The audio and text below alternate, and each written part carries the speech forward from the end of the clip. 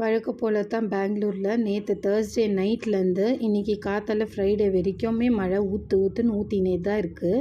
எந்தெந்த ஏரியாவில் யார் யார் எப்படி எப்படி கஷ்டப்பட்டுன்னு இருக்காங்களோ தெரியல. கடவுள் தான் அவங்க எல்லாருக்குமே துணையாக இருக்கணும். பையனுக்கும் 2 நாளாக ஜுரம், காலேஜ் போகல. சரி நேற்று நண்டு ரசம் பண்ணி கொடுத்தாங்க. இங்கே இருக்கிற கிளைமேட்டுக்கு கொஞ்சம் சூடாக சாப்பிட்டா தாங்க கொஞ்சம் நோய் எதிர்ப்பு சக்தியாவது வரும்.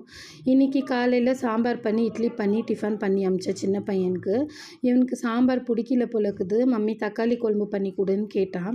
சரி தக்காளி குழம்பு பண்ணி தரலான்னு சொல்லிட்டு நார்மலாக சின்ன வெங்காயம், மிளகு, தக்காளி, சீரகம், பூண்டு எல்லாமே போட்டு வதக்கி அரைச்சிட்டு அவனுக்கு தக்காளி குழம்பும் இட்லியும் ஊற்றி சூடாக கொடுத்துட்டாங்க. ஏன்னா டேப்லெட் போடுறான் இல்லைங்களா. டேப்லெட் போடும் போது வயிறு ரொப்பி சாப்பிட்டு போட்டால் தான் டேப்லெட் வேலை பண்ணும்.